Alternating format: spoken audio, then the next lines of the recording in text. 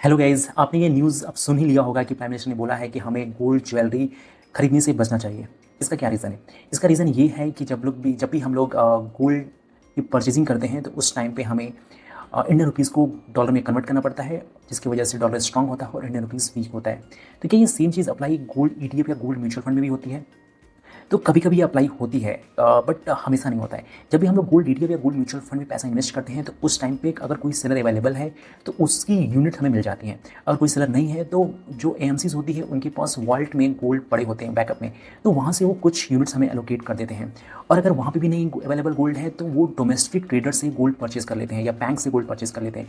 But अगर वहाँ पे भी नहीं है तब उन्हें इंडियन रुपीज़ को डॉलर में कन्वर्ट करके और फिर गोल्ड की परचेजिंग करनी पड़ती है। तो इस केस में ही जाके केवल इंडियन रुपीज़ में इम्पैक्ट होगा।